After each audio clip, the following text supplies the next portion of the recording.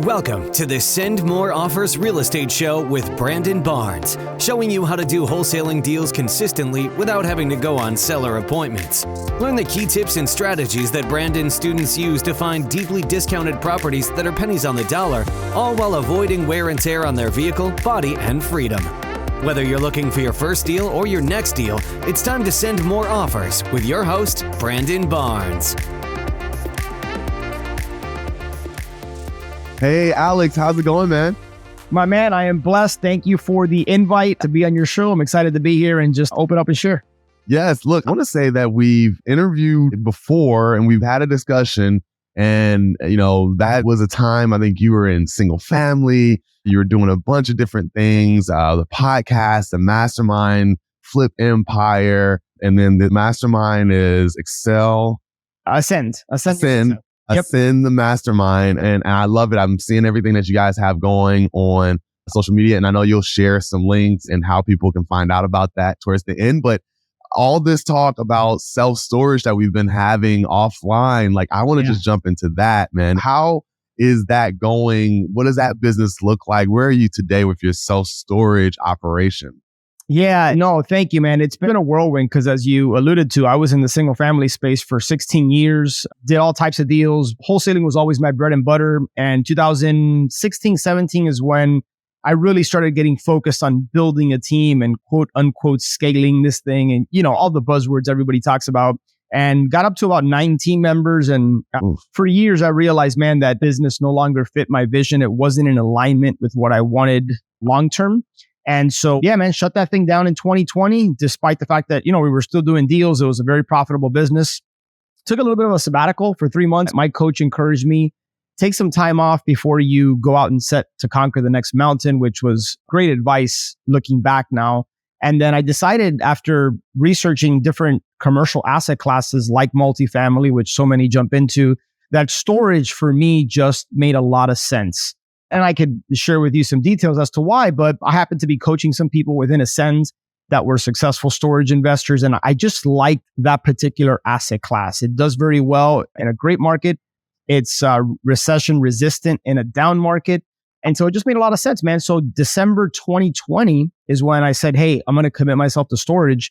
Fast forward to today, and I currently own 3 facilities, over 850 units, and it's about 105,000 net rentable square feet. So I have 2 in Mississippi and then 1 in North Florida. Wow. And then you're in Florida and you're able to do deals in Mississippi and elsewhere. These are almost completely hands off. What does that even look like? Yeah, no, really good question. So these are what are called unmanned facilities. Unmanned meaning that we don't have an employee, we don't have somebody in the office. Even though all these facilities have an office, the office isn't even utilized. So fortunately, through technology, our gate is automated, right? If somebody doesn't pay, the gate access turns off. We collect everything online. Literally everything is done online. I have a local boots on the ground person that goes to the facility typically once a week to do, unit cleanouts, lock audits, things of that nature. It handles the auctions with our property management company.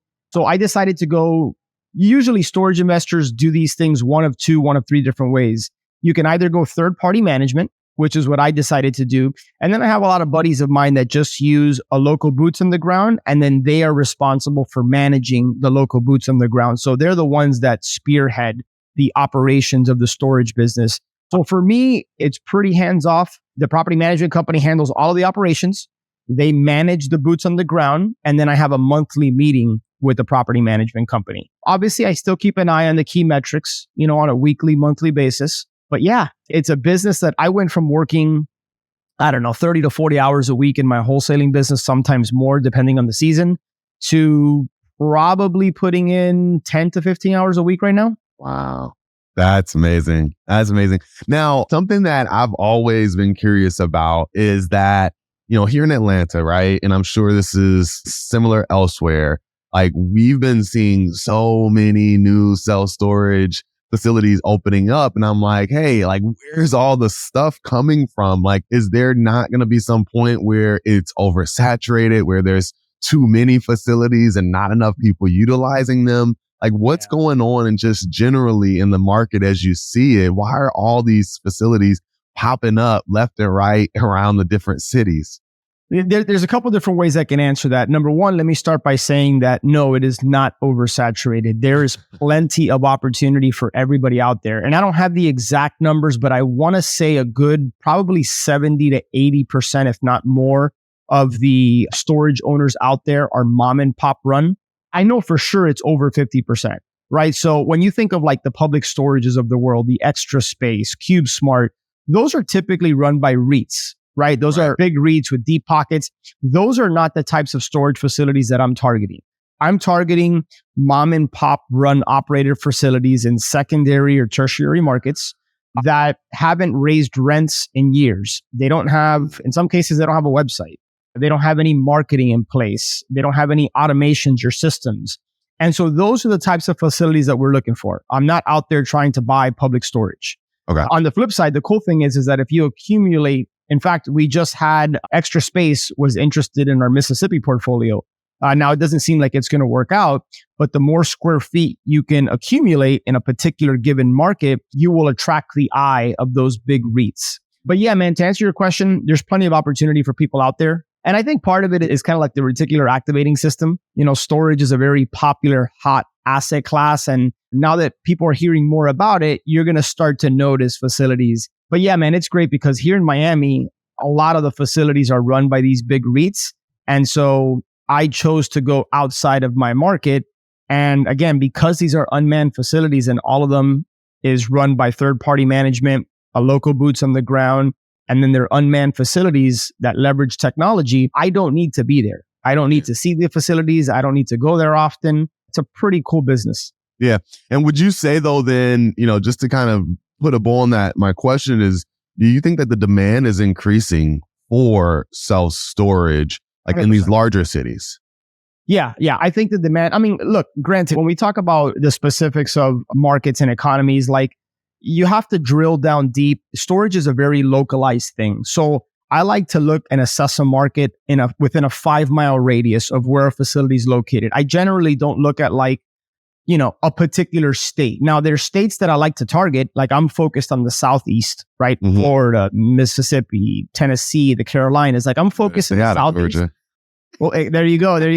Yeah, and you and I will probably be talking, man. I'm sure we'll connect on something. But yeah, so I like to look and drill down into a 5-mile radius. And there's something called the supply index or the square foot per capita, which is basically what is the population relative to the amount of rentable storage that there is in that given market.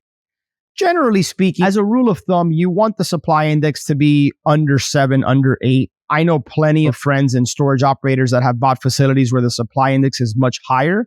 So that's certainly not the only indicator you look at, but it's something to keep an eye on. But yeah, man, I think generally speaking, e-commerce has exploded. I don't think that's going away anytime soon. People continue to accumulate things. In a down market, people downsize and then they rent storage because they don't want to get rid of their crap. In a great market, people are buying even more stuff. They still need storage. And what I really, really like about storage is that, you know, most of the times these people are paying anywhere between, you know, $50 to $400 a month. For many people, it's not paying. The disconnect is very hard, right? Like think about what it would take for you to move your contents out of a 10 by 20 or a 10 by 30. It's not a decision that's just made and in an hour you're done. And so people sometimes just pay the $100, $200, $300 a month.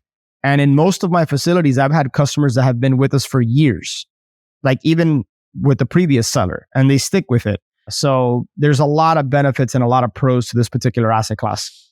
Yeah, and generally speaking, and why I've felt comfortable and confident in the real estate market and wholesaling, you know, an up or down economy is there's just also that the demographics of it all, right? The baby boomers and that generation that still has another 10 years probably of retiring and, you know, moving into assisted living communities, et cetera.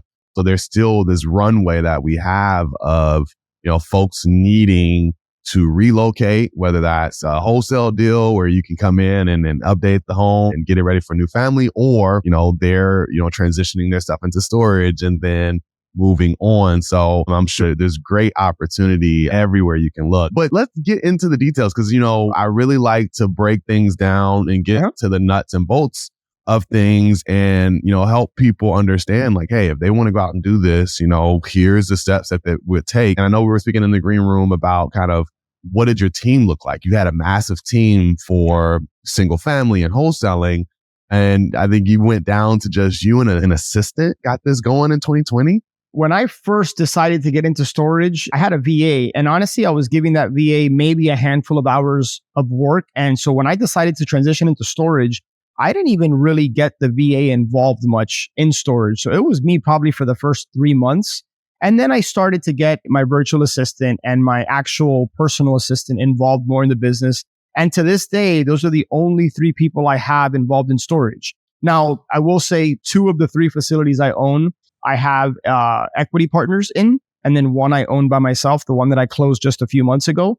Yeah. But yeah, man, I don't need an acquisitions person. I don't need a lead manager. I don't need a dispositions person or a transaction coordinator. All these different positions that I filled within my wholesaling operation, I don't need because I'm not trying to go out there and do 5 storage deals a month, right? In fact, I don't know anybody doing 5 storage deals a month, right? Like I'm looking to do 1, maybe 2 solid deals every year. And then wholesale the ones that don't fit my specific criteria. I have certain boxes that I'm looking to check. And if in the course of my marketing, I come across opportunities that don't work for me, then yes, I'll wholesale those. In fact, my very first deal, I wholesaled because it didn't fit my criteria. And to this day, I still own 5% equity in that particular facility, which is a small amount, but I don't do anything for that. What did that fee look like on that one? Yeah, so it was actually a buddy of mine. Like I just finished speaking at a Storage Insiders event a couple of weeks ago, and it was all about how to raise the most valuable capital to grow your life and business. And it's all about relationship capital. So all 4 deals I've been involved in, dude, have all been as a result of relationships with people. So if people listening can just get that and take that one little nugget out of this show, I think they'll be better off for it. Is I believe in my heart of hearts, relationship capital is the most valuable currency.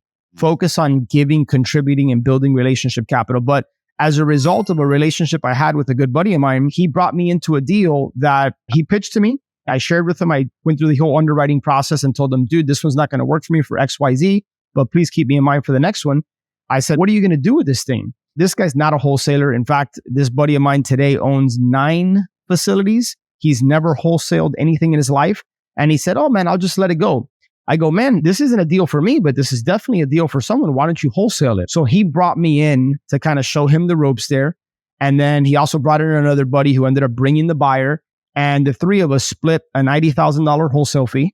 And we each retained 5% equity in the project. Oh, wow. That is amazing. I love it. So just to kind of get a feel, and I'll jump out there and then we'll kind of rewind. You went in and you said, hey, I'm going to start doing this for the first 3 months. Like, what did that look like? Was it literally you're on a dialer, you're calling, nonstop? Like, how intense was it for you to take this on? As, typically you've been in the CEO seat, right? How intense was it for you to kind of get in that acquisition seat? And what did that look like? Man, I want to be very transparent with you that I think I got a little bit too cocky and too overly confident, if I can share, because when I transitioned, I had come off of what I consider to be a pretty successful wholesaling operation. And I've done a lot of deals throughout the years. And I'm like, man, this storage thing, like I'll be able to pick this up pretty quickly. And the first 3 months, I wasn't putting in enough time and doing the right types of activities. I had bought a list on dataaxle.com, which I believe used to be Info USA. I bought a list. I gave them my criteria. Hey, this is what I'm looking for. I ended up buying a list. I sent a direct mail campaign. It was probably a couple thousand mailers I sent out. I want to say I got, less than 8 or 9 calls, right? So it wasn't phenomenal. And I think only one of those ended up being somebody who was open to selling. Long story short, that direct mail campaign was kind of a flop. It didn't yield any fruit. And then I just started cold calling. So I would pick, for example, I'd jump on and I'd say, on Google, I'd say, give me all the cities in Florida that have a population between 10,000 and 60,000 people. And so that would bring up a list of all the cities in Florida. And then I would literally start with a city, pick any city. And then I would go to Google Maps and then put in the name of that city, Florida self-storage. And then it would bring up all the storage facilities in that particular market. Then I would just look at all the facilities that did not have a website and or had really, really bad Google reviews. I would start by cold calling them.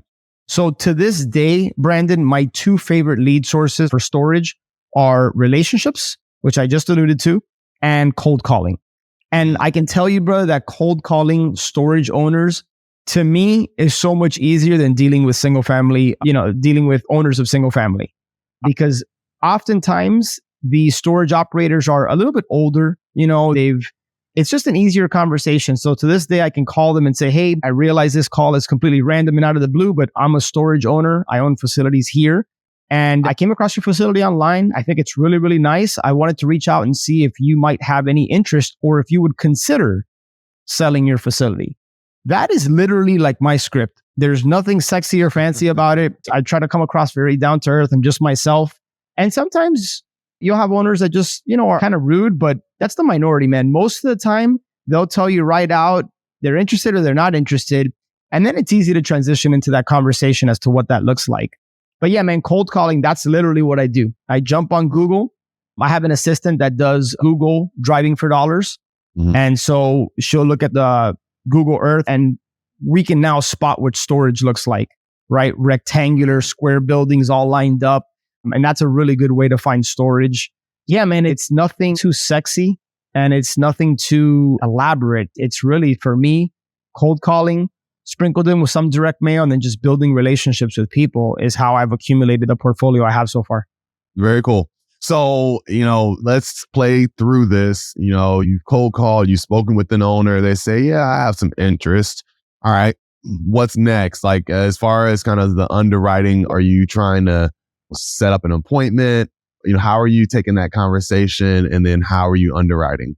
Yeah, really good question, man. Well, this presupposes that you've already taken the time to try to build rapport with that person, right? Like I don't, ask to marry the person on the first date, right? Like, so right. Let's assume we've gotten past, everybody understands the importance of building rapport and connecting with people on a personal level, really trying to find out what's their potential motivation. Why would they even consider selling? Let's assume we've gotten past all of that. One of the biggest mistakes I think people getting into storage make, Brandon, is that they start bombarding and peppering the storage owner with all these questions that they can just find out online, right? It's in the single family space. Like, why would you ask the person, like, how many bedrooms and baths, how many square feet? Like, dude, right. Just look it up in the public records. Don't waste the person's time with that. Same thing with storage. With storage, really, I just need a few key pieces of information and I can underwrite the deal. I need to know the unit mix, right? So the unit mix is like, how many 5x5s do you have? How many 5x10s? How many 10x20s? Like, find out the exact unit mix and the quantity of each type of unit they have. Honestly, if you were to give me that and the address, I have enough to underwrite the property because I'm not concerned about what their expenses are because I know what my expenses are going to be. Typically, storage, you're going to have about 30 to 35% operating expenses. Now, if you juxtapose that to like multifamily, which is obviously a very popular asset class, the operating expenses in multifamily are much higher. You're talking about 45 to 55%, right? In storage, this is expenses 30 to 35% of revenue. Yeah, correct. Expense ratio. Exactly. Now, if they have a P&L, right, a profit and loss statement, if they can share with you what their revenue and expenses are for the current quarter, the previous year, then fantastic. The more data you have, the better. But most of the time, these mom and pop operators, like, dude, I've spoken to people that keep track of their P&L is like literally on a piece of paper or in a journal, like handwritten. I'm not even kidding you. I like to find out, hey, what kind of revenue has been generated in the last 3 months, the last quarter, the previous year. I'll ask them that.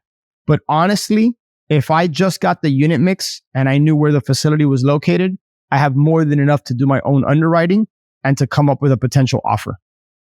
Got it. Love it. Yeah. I think you had asked about appointment. I think it's just best practice that regardless of what business you're in, if you're speaking to a prospect, if you're speaking to a seller, don't get off the phone without setting the next meet.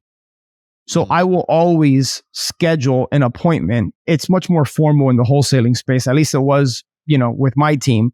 But now I'm just saying, I really appreciate your time. I'll just need a few hours to look into this. I'm going to be available between this time and this time. What would work for you, right? So I don't ask them, hey, when are you available? I'll typically give them a range. And then more times than not, they'll find something within there.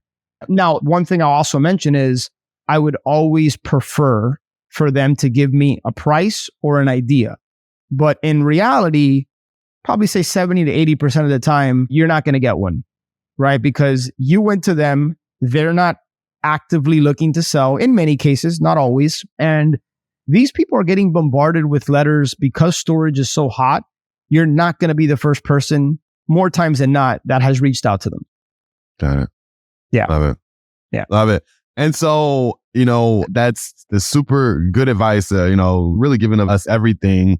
And then kind of going forward and setting that appointment. Like I've heard, I'm sure, with a lot of commercial assets, seller finance deals are the way, right? You want to go. So when it comes to crafting your offer, like what's your approach with that? Like, how are you going and saying, hey, well, I see the numbers. I think this may work for me.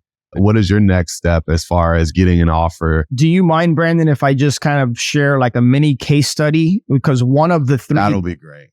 One of the three deals that I own was structured all by seller financing. So one of the guys in our Ascend Mastermind, who's become a really good friend, reached out to me. This was probably June, July of last year, 2022. And he had literally 4,000 plus mailers sitting in a box. He was going to be traveling. He had just bought a facility. He has a single family business. Like he was very busy, and we were on a coaching call, and he was just going to let those things sit there. And I encouraged him, like, send it out, right? Because there's deals in there. I'm certain there's deals in there. He didn't want to do it. He was reluctant. And he asked me, he said, man, if I send these out, would you be willing to take the calls? And I said, yeah, man, of course. 4,000 mailers, you're only going to get but so many calls. Long story short, one of the calls that came in was a gentleman who's an attorney in Ohio, and he and his family owned a facility in North Florida. I won't tell the exact city because it's a really, really small market, but let's just say the average medium income in this market is well over $100,000. Like, it's not your typical market. It's a very, like, people go there to vacation, just phenomenal area. Nice. And they've owned it for about 16 to 20 years, roughly. They have never done rent raises. It's about 24,000 square foot facility. And yeah, man, so I built rapport with the guy. I always ask if they would consider being the bank. I said, if I could get you your price, would you have any interest in being the bank? More times than not, they're going to ask, well, what does that mean? This guy was an attorney, so he knew what time it was. Right. And he says, well, I'm looking for 2.2 was his ask. And it says, if I could get that, I'd do seller financing. So in this particular case, I didn't really have to walk him through what that looked like. But if you do find yourself in a position where you have to explain seller financing, try to keep it as basic and simple as possible. Don't use words like, well, you're going to carry the note. And like, more times than not, people are not going to understand what that means. Just explain to them, well, you're the bank. You know how when you go buy a property, you get a mortgage and then you make your monthly payments to the bank? This would be the reverse. You would be the bank and we would send you monthly payments. And so I just try to break that down for them as to what that looks like. And I explain to them some of the benefits of what that looks like. And so anyways, we ended up buying this property for 2.1. He financed 90% of it. Here's the cool thing about how this was structured. We put 10% down, which was $200,000. He took a note back for 90%. We have no payments, no debt service payments for 12 months. Nice. And then it's a 5-year balloon at 3.25% fixed interest. And then here's where it gets even better. Amortized over 35 years. Oh. So what does that do? That reduces our debt service payments, hence creates more cash flow. So we are 6-7 months into this note where we have no payments. So our cash flow has exploded in year one. And it's a deal so we bought it for 2.1. I just talked to a broker about it. And it would hit the market today for about 3 to 3.1. Oh. When we get to 85% occupancy, it's going to be worth around $4 million. Oh my goodness. Yeah. So that's amazing. There's money today, money going forward, and then a pot of gold at the end. Yeah, man. It's healthy cash flow. So today we cash flow roughly between $5,000 and $6,000 a month.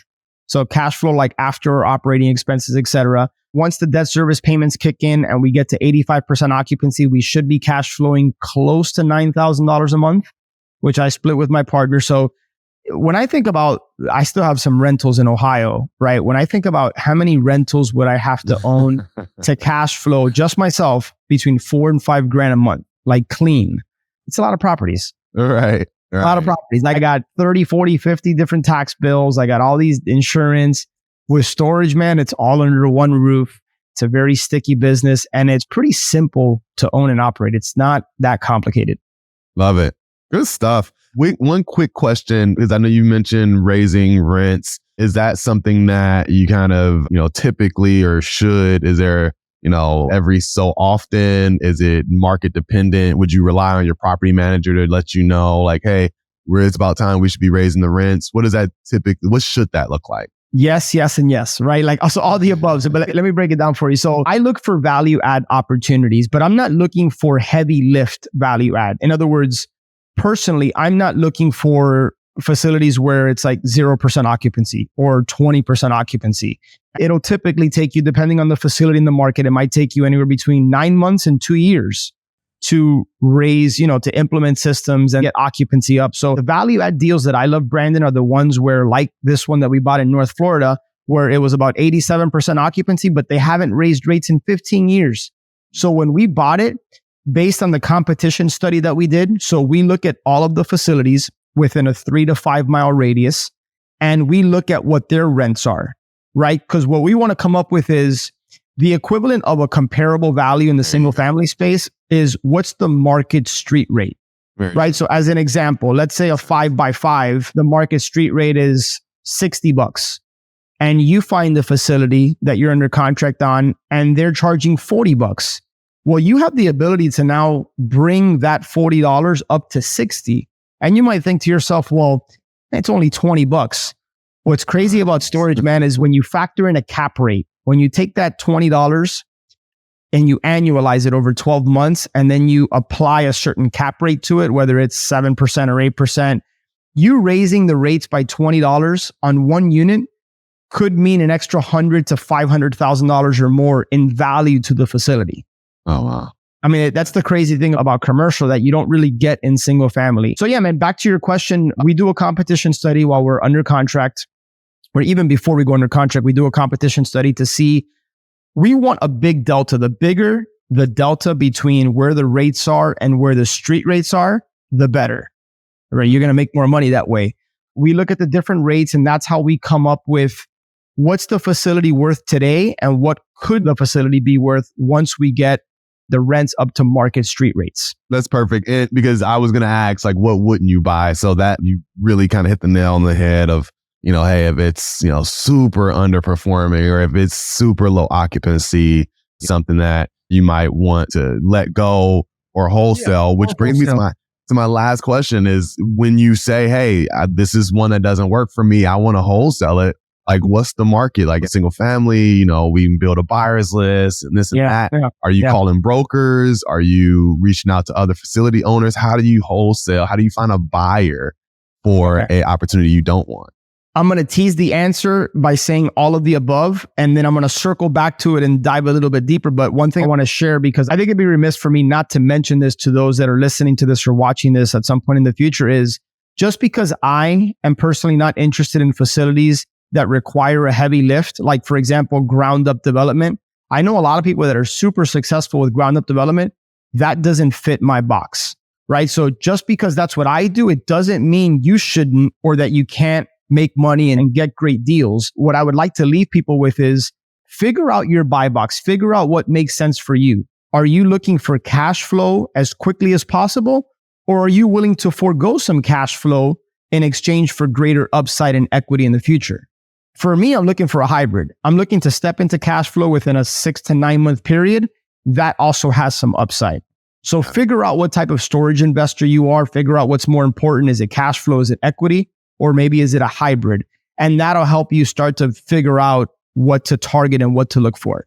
Now to circle back to wholesaling, everything you mentioned, Brandon, is what we do when we're wholesaling storage facilities. So yes, you build a buyer's list, and it's very easy to build buyer's lists. There's storage Facebook groups out there that if you post a deal, you're probably going to have 30, 40, 50 people drop their email, right? And I've heard of people doing this. You can get a VA to go scour these storage Facebook groups and just say, hey, anytime you see a deal posted, look at the comments, start adding those people to a buyer's list. And then maybe you can send them an email, BCC them and say, hey, I'm a storage owner operator. Sometimes I come across deals that don't fit my criteria. If I come across something that I decide to wholesale, would you want me to let you know? So I'm never going to be the one on here saying, hey, just, start spamming people, ask them for their permission.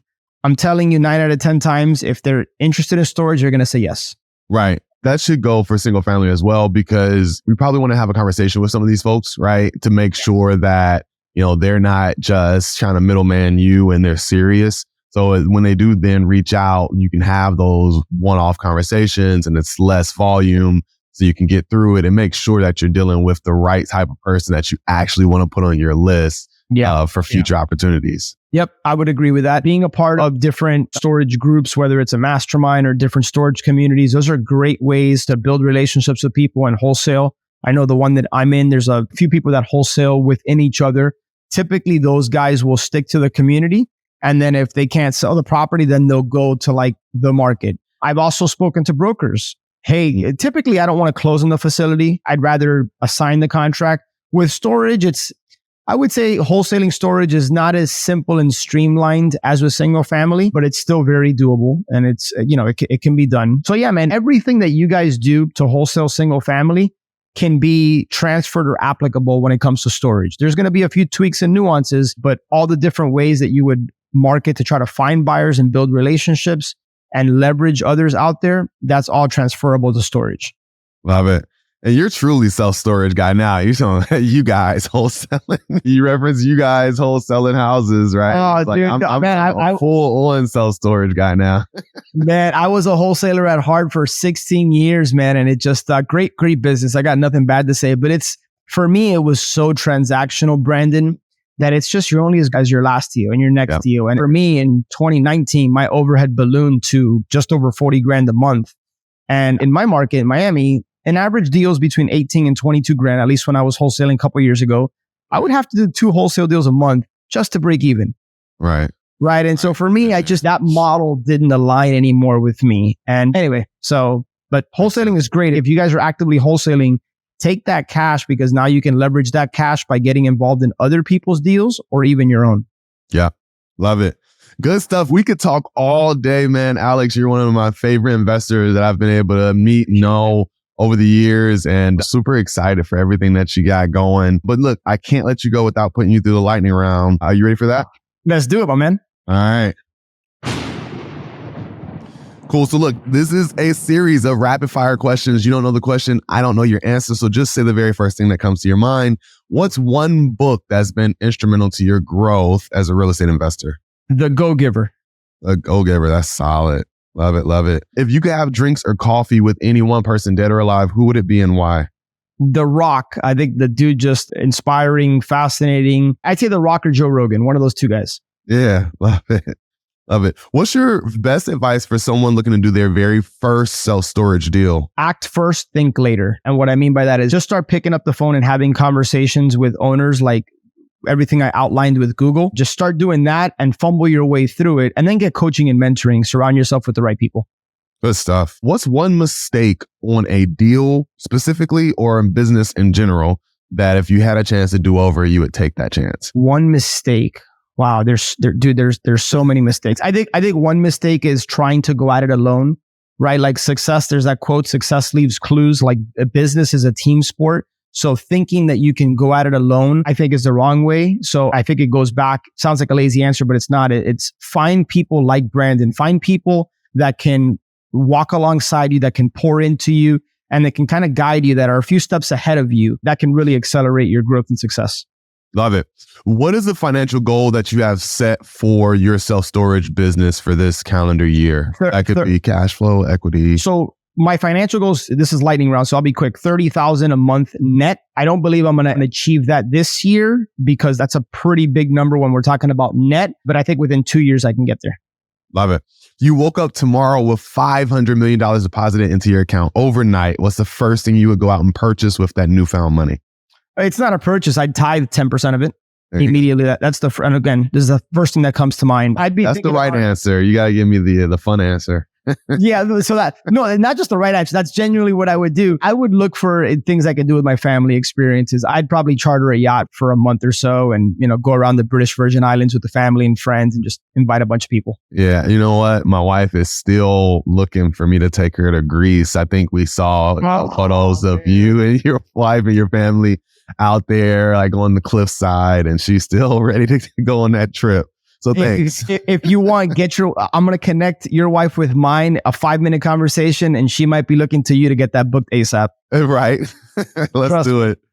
Awesome. Last one. What's your best advice for someone looking to scale their business right now? And that could be wholesaling, self-storage, real estate investing in general. Yeah, correct. A players, right? Find rock stars. You're going to need to create processes and systems and structures, but that's only as good as the people who are going to run it. So I think if you want to scale, don't go at it alone. Find the right people. And I think the common theme with a lot of my answers, as you see, is it's about the who, not the how, right? It's about the people you surround yourself with. I think that's going to be the best way to scale.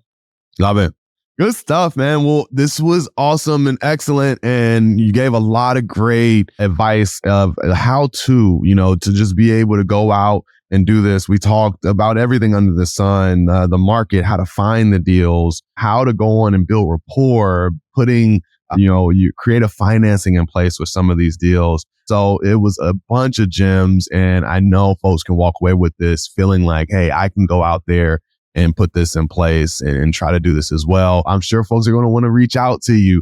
How can people get in touch with you and anything else that you have that you want to share with the group? Thank you, Brandon. First off, man, really, I love what you're doing. You're one of the thought leaders in our space, one of the good guys, and I love to see your growth and just maturation in this business, man. So it's awesome. I appreciate the invite. A couple different ways is I host a podcast called The Flip Empire Show. Coming up on 7 years, I've been doing that. So flipempire.com/podcast. And then we also run a mastermind community for entrepreneurs that are not just looking to build the biggest business or building in town and make a bunch of money. That's a part of it, but people that really want to grow their life and want to do it with the right types of people. So Ascend is that mastermind. AscendYourSuccess.com is where you can learn more about that. Love it. And shout out to Steve Kavanaugh, your buddy with Ascend. Good stuff. Well, Alex, look, this has been great. And folks, as always, I want you to remember to check out Send More Offers. Right now, there's nothing for sale, but just a bunch of great information, show notes, and even the ability to set some time with me and my team. If you have any deals here locally, I would love to connect with you and help you get them across the finish line. So sendmoreoffers.com. Alex, this has been great. Can't wait to catch up with you soon and see how things are going. You're crushing it, and super happy for you and your family. I appreciate you, buddy. Stay blessed. And for those of you out there listening, if there's anything I could do to help you, or if there's a way that I can add value, by all means, please reach out at AlexPardo25 on Instagram. Love it. Guys, and it's always send more offers, do more deals. Till the next episode. Peace. That's all for this episode of the Send More Offers Real Estate Show with Brandon Barnes. But we know you're craving more knowledge to get yourself ready for that next deal. To schedule a call with Brandon to learn more about how to do deals consistently without seller appointments in a repeatable way, be sure to visit us at sendmoreoffers.com. And be sure to tune in for the next episode of the Send More Offers Real Estate Show.